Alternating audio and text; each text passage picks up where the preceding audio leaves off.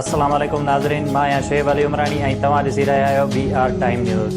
सभ खां पहिरियां शामिल कंदासीं हीअ रिपोर्ट। मरियम नवाज़ हमज़ा शहबाज़ जी हिमायत लाइ मैदान में अची वई। मरियम नवाज़ लाहौर जे हवाई होटल पर अची वई। हितां हमज़ा शहबाज़ सां गॾु लेडीज़ होटल वेंदी, जिते पंजाब असेंबलीअ जो अलामती इजलास थींदो। नून लीग पंहिंजे इतिहाद जो पावर शो कंदी। तरीन ग्रुप ऐं अलीम ग्रुप जा मेंबर बि मौजूदु। मरियम नवाज़ वज़ीर आला पंजाब जे उम्मीदवार हमज़ा शहबाज़ ऐं हुन जे हामी कारकुननि सां यकजहतीअ जो इज़हार कंदी। मीडिया सां ॻाल्हाईंदे मरियम नवाज़ चयो त जेतिरा वणे इजलास कैंसिल कयो। इमरान खान ऐं हुन जी जाली हुकूमत जी कहानी ख़तमु। तख़्ते पंजाब जी जंग हुकूमत ऐं अपोज़िशन दड़नि में शदीद शिकतान। तहरीक इंसाफ़ ऐं काबलिग पंहिंजे ई डिप्टी स्पीकर जे ख़िलाफ़ अदम एतमाद तहरीक जमा कराए छॾी। नून लीग ऐं इत्तेहादी स्पीकर पंजाब असेंबली चौधरी परवेज़ इलाहीअ जे ख़िलाफ़ तहरीक आणण जो ऐलान करे छॾियो। परवेज़ इलाही डिप्टी स्पीकर जा समूरा इख्तियार वापसि वठी छॾिया। असेंबली हाल बंदि कयो वियो। दरवाज़नि ते ताला ऐं कंडादार तारूं लॻायूं वयूं।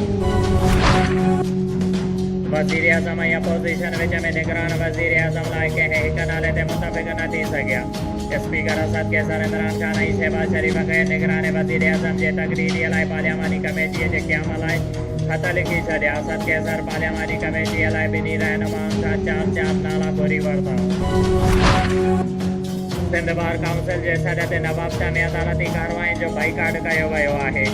नवाबशाह बार जे जनरल सेक्रेटरी अली रज़ा चन्ना मीडिया सां ॻाल्हाईंदे चयो आहे त क़ौमी असेंबलीअ जे डिप्टी स्पीकर रूलिंग में गैर आइनी ऐं गैर क़ानूनी अमल कयो आहे, जंहिंजे करे अॼु सिंध बार काउंसिल अदालती कार्रवाइयुनि जो बाइकाट वारो फ़ैसिलो कयो आहे, जंहिंमें समूरे सिंध जे वकीलनि पारां मुकमल अदालती कार्रवाइयुनि जो बाइकाट कयो।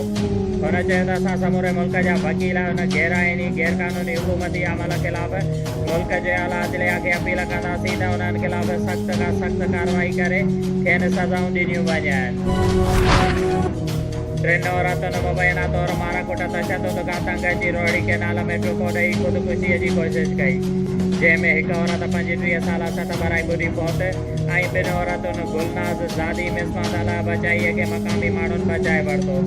फौत जो लाश इस्पताल सकरन आंदो वियो, जिते गुलनाज़ ज़ादीअ चयो त असां ग़रीब मिसकिन आहियूं, असां ते घर वारा माराकुट करे सख़्तु तशदुद कंदा हुया, उन करे असां टिनी ख़ुदकुशी कई, लेकिन हिकु फौत थी वई, असांखे माण्हुनि बचाए वरितो आहे। हुन रोईंदे चयो त असांजे ॻोठ में हिक ॿिए ते तावीज़न करण जो रवाजु आहे ऐं असांजो बि दिमाग़ ख़राब थी वियो आहे, तॾहिं इंतहाई क़दम खणण ते मजबूर थियासीं।